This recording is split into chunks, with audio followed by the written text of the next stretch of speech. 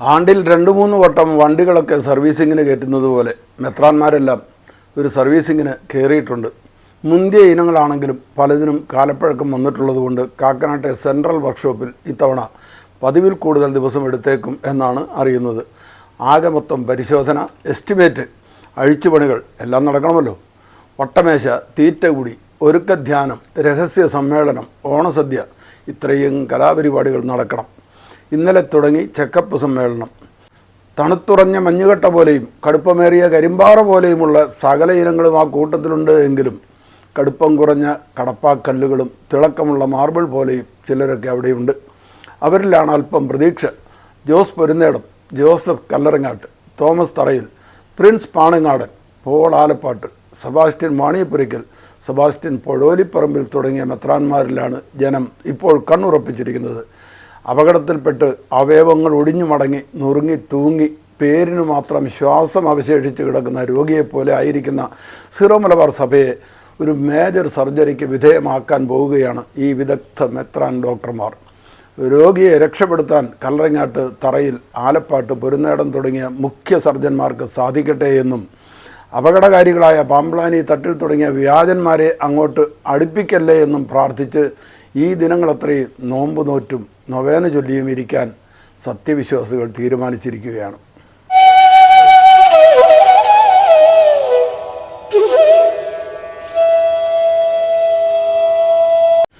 ഏതായാലും ഈ അവസ്ഥയിലേക്ക് സഭയെ എത്തിച്ചതിൻ്റെ നാൾ വഴികൾ നമുക്കൊന്ന് പരിശോധിക്കാം. ഇതിലെ പ്രധാന ഭാഗങ്ങൾ 2021 നവംബറിലെ മാനന്തവാടി രൂപത ബുള്ളറ്റിനിൽ ബിഷപ്പ് ജോസ് പൊരുന്നേടം എഴുതിയ പഠനം തന്നെയാണ്. 2021 നവംബർ മാസത്തിലെ മാനന്തവാടി രൂപത ബുള്ളറ്റിൻ ഏകീകൃത കുർബാന നടപ്പിൽ വരുത്താൻ തീരുമാനിച്ച നവംബർ മാസം. സീറോ മലബാർ സഭയിലെ വിശുദ്ധ കുർബാന അർപ്പണ രീതിയിൽ ദീർഘകാലമായി നിലവിലിരിക്കുന്ന വിഭാഗീയത അവസാനിപ്പിച്ച് സിനഡ് അംഗീകരിച്ച ഏകീകൃത രീതി ഉടനടി നടപ്പാക്കാനുള്ള പ്രക്രിയയുമായി മുന്നോട്ടു പോകണം എന്നുപദേശിച്ചുകൊണ്ട് പരിശുദ്ധ പിതാവ് ഫ്രാൻസിസ് പാപ്പ 2020 ജൂലൈ 3 സീറോ മലബാർ സഭയിലെ മെത്രാന്മാർ, വൈദികർ, സമർപ്പിതർ, അൽമായർ എന്നിവരെ അഭിസംബോധന ചെയ്തെഴുതിയ കത്തും തുടർന്നുണ്ടായ സിനഡ് തീരുമാനവും സഭയിലും സമൂഹത്തിലും വലിയ ചർച്ചയ്ക്കും തർക്കങ്ങൾക്കും ഇടവരുത്തിയ സാഹചര്യത്തിൽ ഇക്കാര്യങ്ങളെപ്പറ്റി ചില വിശദീകരണങ്ങൾ അത്യന്താപേക്ഷിതമാണ് എന്ന ബോധ്യത്തിൻ്റെ അടിസ്ഥാനത്തിലാണ് ഈ പഠനം. കഴിഞ്ഞ 3 പതിറ്റാണ്ടോളം ഈ വിഷയ സംബന്ധമായ പല രേഖകളും ചർച്ചകളും കൈകാര്യം ചെയ്യുകയും ഔദ്യോഗിക കത്തിടപാടുകളിൽ സജീവമായ ഭാഗഭാഗിത്വം വഹിക്കുകയും ചെയ്ത വ്യക്തി എന്ന നിലയിലുള്ള അനുഭവ പരിജ്ഞാനം ഈ പഠനത്തിൽ എന്നെ ഒരുപാട് സഹായിച്ചിട്ടുണ്ട്. മറ്റൊരു സഭയിലും ഇല്ലാത്ത വിധം സീറോ മലബാർ സഭയിൽ വിശുദ്ധ കുർബാന അർപ്പണത്തെ ചൊല്ലിയുള്ള തർക്കങ്ങളുടെ കാരണം പ്രധാനമായും ചരിത്രപരമാണ്.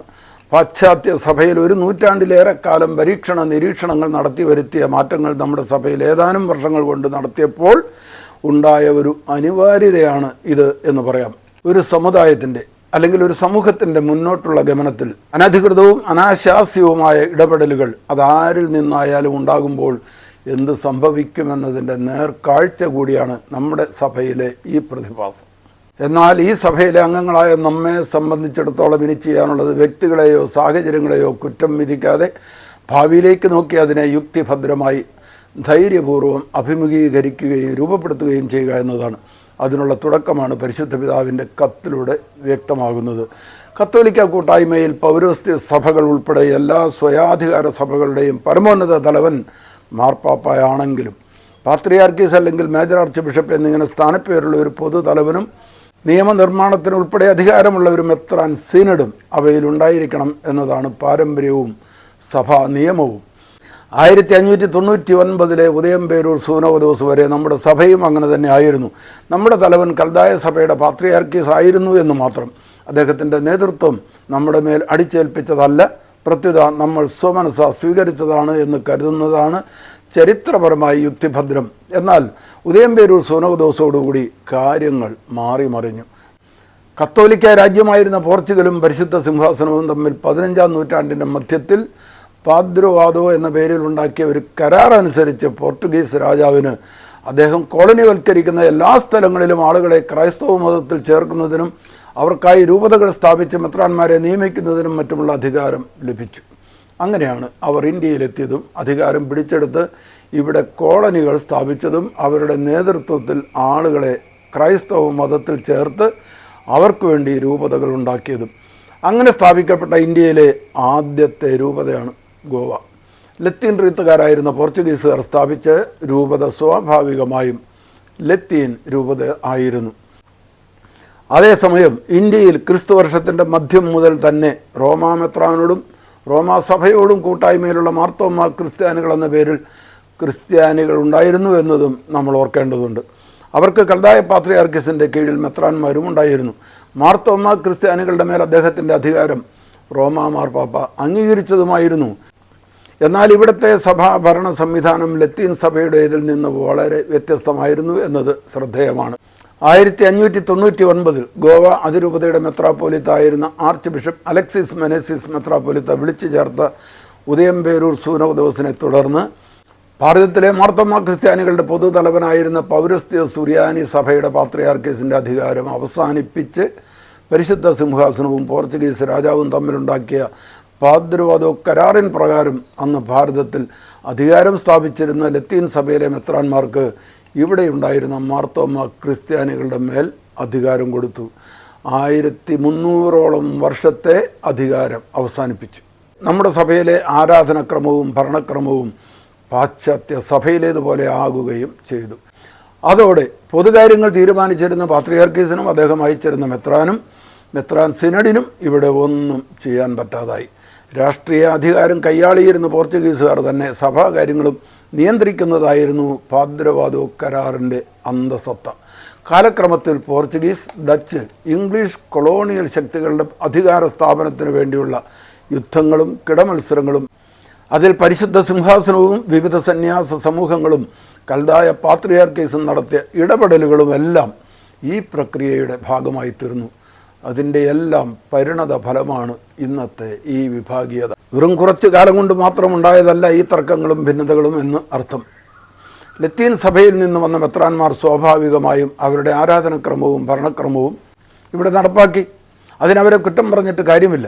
കാരണം അവർക്ക് കിട്ടിയ പരിശീലനവും നിർദ്ദേശവും അന്നത്തെ മനോഭാവവും എല്ലാം അങ്ങനെയായിരുന്നു. എങ്കിലും മാർത്തോമാ ക്രിസ്ത്യാനികൾ എന്നും കൽദായ പാത്രിയാർക്കീസിൻ്റെയും സ്വന്തം റീത്തിൽപ്പെട്ട മെത്രാൻ്റെയും അധികാരത്തിലേക്ക് മടങ്ങാനുള്ള ശ്രമങ്ങൾ തുടർന്നുകൊണ്ടേയിരുന്നു. അതിൻ്റെ എല്ലാം ഫലമാണ് കൂനൻ കുരിശ് സത്യവും റോക്കോസ് മേലു ശീഷ്മകളും യാക്കോബായ ഓർത്തഡോക്സ് മാർത്തോമാ സഭകളുടെ ആവിർഭാവവും. കത്തോലിക്കരായി നിലകൊണ്ടവരുടെ ഇടയിലും വിഭാഗീയത വർദ്ധിച്ചുകൊണ്ടിരുന്നു. മാർത്തോമാ ക്രിസ്ത്യാനികളുടെ ദീർഘകാല ആവശ്യമായിരുന്ന സ്വദേശി മെത്രാനും സ്വയംഭരണവും എന്നത് 1887 ഭാഗികമായി അംഗീകരിച്ച് കിട്ടി.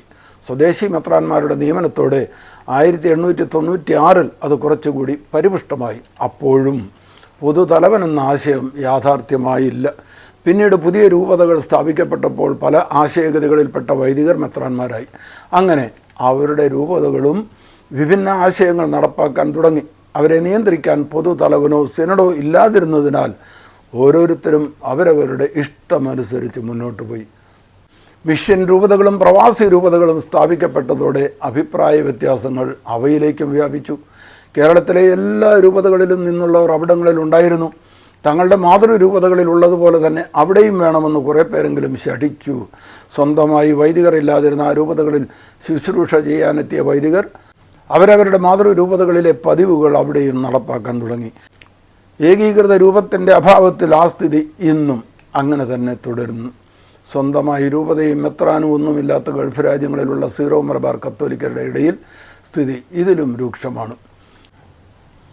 1990 പൗരസ്ത്യ സഭകൾക്കായുള്ള കാനൻ നിയമസംഹിത പ്രാബല്യത്തിൽ വന്നതോടെ പൊതുതലവനും സിനഡും ഒന്നുമില്ലാത്ത സീറോ മലബാർ സഭയുടെ സ്ഥിതി അതീവ ദയനീയമായി. കാരണം അത്തരമൊരു സഭയെ അതിൽ വിഭാവനം ചെയ്തിട്ടില്ലാത്തതുകൊണ്ട് ഓരോ ചെറിയ കാര്യത്തിനും പരിശുദ്ധ സിംഹാസനത്തിൻ്റെ അനുവാദം വേണ്ടിയിരുന്നു. സീറോ മലബാർ ബിഷപ്സ് കോൺഫറൻസ് എന്ന പേരിൽ ഒരു സമിതി ഉണ്ടായിരുന്നെങ്കിലും ആ സമിതിക്ക് ആരാധനക്രമ വിഷയങ്ങളിൽ തീരുമാനമെടുക്കാനോ സീറോ മലബാർ സഭയ്ക്ക് പൊതുവായി ബാധകമാകുന്ന നിയമങ്ങൾ നിർമ്മിക്കാനോ അധികാരമുണ്ടായിരുന്നില്ല. ആ സമിതിക്ക് ഒരു സ്ഥിരം ആസ്ഥാനവും മറ്റ് ഭൗതിക സാഹചര്യങ്ങളും പോലും ഉണ്ടായിരുന്നില്ല. എന്നാൽ 1990 കാനൻ നിയമത്തിൽ അനുശാസിക്കുന്ന പ്രകാരം ഒരു പൊതു തലവനും പൊതുഭരണ സംവിധാനവും വേണമോ എന്ന കാര്യത്തിലും ഇവിടെ വലിയ വിഭാഗീയത ഉടലെടുത്തു. അതിൻ്റെ കാരണവും ആരാധനക്രമ പരിഷ്കരണവുമായി ബന്ധപ്പെട്ടതായിരുന്നു. അങ്ങനെ 1992 ആർച്ച് ബിഷപ്പ് തോമസ് വൈറ്റിൻ്റെ നേതൃത്വത്തിലുള്ള ഒരു കമ്മീഷൻ പരിശുദ്ധ സിംഹാസനത്തിൽ നിന്ന് നിയമിക്കപ്പെടുകയും കമ്മീഷൻ എല്ലാ രൂപതകളും സന്ദർശിച്ച് പഠിച്ചു നൽകിയ റിപ്പോർട്ടിൻ്റെ അടിസ്ഥാനത്തിൽ സീറോ മലബാർ സഭയെ ഒരു മേജർ ആർക്കി എപ്പിസ്കോപ്പൽ സഭയായി പ്രഖ്യാപിക്കുകയും ചെയ്തു. സിനഡും പൊതുതലവനും ഉണ്ടായിട്ടും സഭാ നിയമമനുസരിച്ച് അവർക്ക് പ്രവർത്തിക്കാനുള്ള അവകാശവും അധികാരവും സ്വാതന്ത്ര്യവും കിട്ടിയത് പിന്നെയും ഒരു പതിറ്റാണ്ടിലേറെ കഴിഞ്ഞിട്ടാണ്. സിനഡിൻ്റെ അധികാര പരിധിയിൽപ്പെട്ട 3 കാര്യങ്ങളാണ്: ആരാധനക്രമക്കാര്യങ്ങളിൽ തീരുമാനമെടുക്കുക, രൂപതകൾ സ്ഥാപിക്കുക, മെത്രാന്മാരെ തിരഞ്ഞെടുക്കുക എന്നിവ.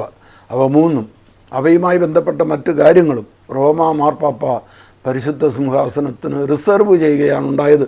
അതായത് മേജർ ആർച്ച് ബിഷപ്പിനോ സിനഡിനോ കാര്യമായൊന്നും ചെയ്യാനുണ്ടായിരുന്നില്ല. സീറോ മലബാർ സഭയെ സംബന്ധിക്കുന്ന തീരുമാനങ്ങൾ മേൽപ്പറഞ്ഞ കാര്യങ്ങളിൽ ഉൾപ്പെടെ പരിശുദ്ധ സിംഹാസനം ഇവിടെ നിയമിച്ച പൊന്തിഫിക്കൽ ഡെലിഗേറ്റ് വഴി നടപ്പാക്കുകയാണ് ഉണ്ടായത്. മാത്രമല്ല, അന്നത്തെ എറണാകുളം, ചങ്ങനാശ്ശേരി എന്നീ മെത്രാപ്പോലിത്തൻ പ്രവിശ്യകൾക്ക് പുറത്തുള്ള, ഉദാഹരണം കല്യാൺ രൂപത, മറ്റ് രൂപതകളുടെ പരിധി ഈ സംവിധാനത്തിൻ്റെ അധികാര പരിധിയിൽപ്പെടുത്തിയിരുന്നുമില്ല. അവ അതത് സ്ഥലത്തെ ലത്തീൻ അതിരൂപതകളുടെ സാമന്ത രൂപതകളായി തീരുമാനിക്കപ്പെടുകയാണ് ഉണ്ടായത്.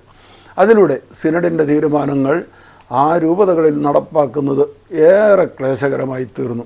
ആദ്യമുണ്ടായിരുന്ന വിഭാഗീയത വർദ്ധിക്കാൻ ആ അവസ്ഥ കാരണമായി. ഓരോ രൂപതയിലും ഇഷ്ടമുള്ള രീതിയിൽ രൂപതാ ഭരണ സംവിധാനവും വിശുദ്ധ കുർബാന അർപ്പണ രീതികളുമെല്ലാം ആരംഭിക്കുകയും ചെയ്തു. എങ്കിലും പുതിയ സംവിധാനം നിലവിൽ വന്നതിന് ശേഷം ഒരുപാട് കാര്യങ്ങളിൽ ഐകരൂപ്യം വരുത്താൻ കഴിഞ്ഞിട്ടുണ്ട് എന്നത് മാത്രമാണ് ആശ്വസിക്കാനുള്ള വക.